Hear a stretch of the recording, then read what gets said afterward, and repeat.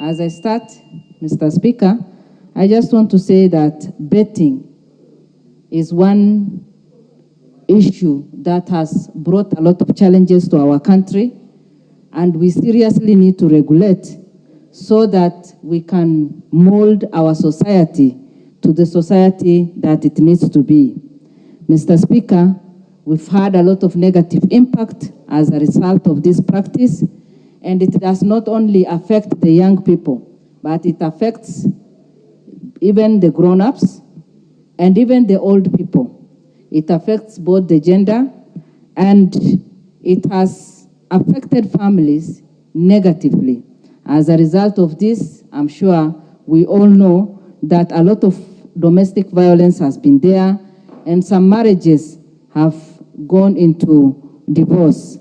Many have been depressed because of this, and some people have even borrowed money that they are not able to pay. They have lost their properties, and this has been a real challenge in our society now for some time. Mr. Speaker, all this is as a result of lack of employment, dissatisfaction, and lack of contentment.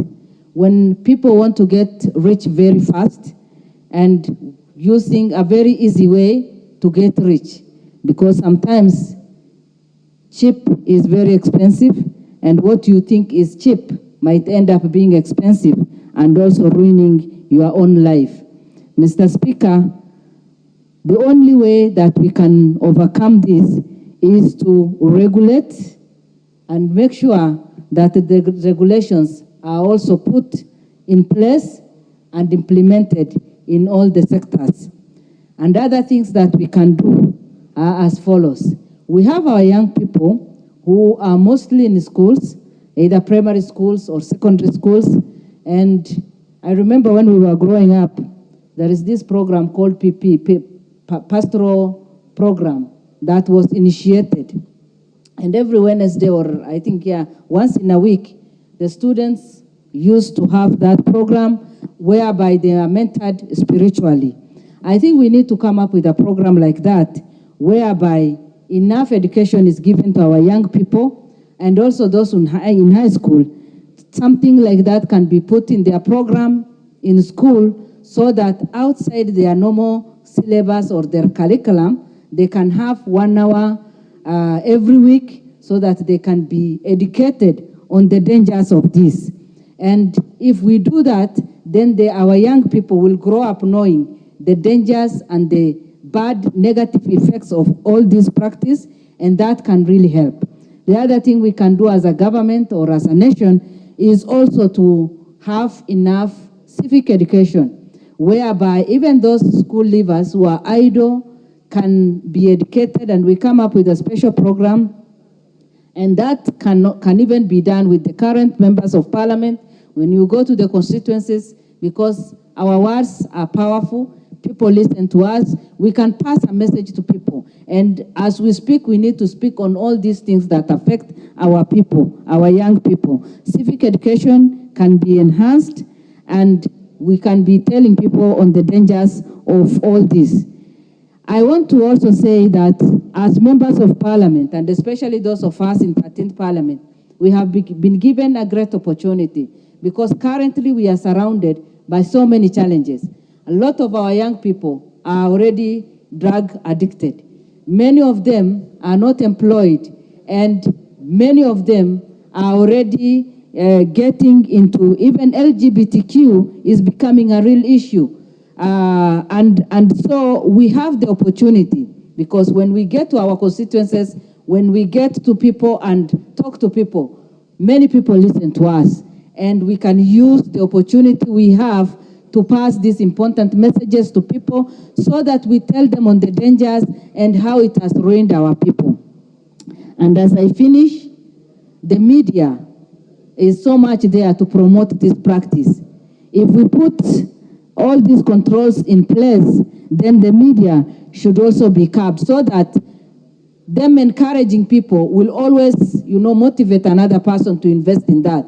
And we can reduce the promotion of that, and I'm sure when the amendment is done, that will be taken care of. Mr. Speaker, I support the motion. And those youths, majority of them, are seeing this thing happening in their houses by their parents. So they grow in a betting society where they inherit this thing from their own parents. If we want to curtail this thing, we need to borrow from some practices. We have tried in this country through Ministry of Health to warn people about cigarette smoking, but have we stopped smoking? It's written everywhere, and when you go there to buy a packet of cigarette, it's well written, it's dangerous for your health, and you'll still continue to buy it. So even this betting, as we are talking about it as an addictive, if you are not careful, we can advertise it everywhere and say it's dangerous, it's everything like that. And people will still continue doing it. What do? We cannot say today that we are going to stop betting because it's happening all over the world. When we stop the sport pesa in Kenya, they gained root in Tanzania, and they still did their business there. And Kenyans were still doing it in the platform of Tanzania.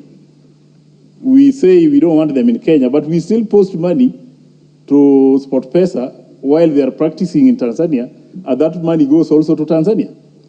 The only remedy we can do here, number one, we have to target churches.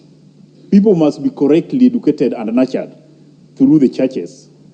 Number two, these people must be given tax which can limit the profit they are getting so that they also become responsible. We have to deal with the tax level because you'll find somebody opening the farm and in a day they become billionaires at the expense of that poor person down there who is sacrificing his 20 shillings to bet. So this money, we must make sure we get a better percentage of this money to come and assist those youths to get bursaries and build colleges for them.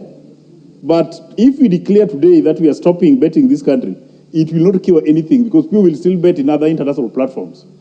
Let us accept it, make it very painful for those people who are doing it, and we make sure this money is channeled to the correct use. And the correct use would be targeting the youth, targeting colleges, targeting what can translate back to the development of the same people so that we make them better citizens. But my last comment, Honorable Speaker, let us target parents. If we ignore parents, I've seen a number of people closing their shops. I've seen a number of people clearing their stock. I've seen a number of people losing even their own cars on betting. These youths we are talking about don't have cars. They don't have those shops. Our own people who are adults and are eager to make quick wealth are the people who are wrong role models in this country and spoiling our youth. So we need to deal with these parents first. Then we correct this menace once and for all.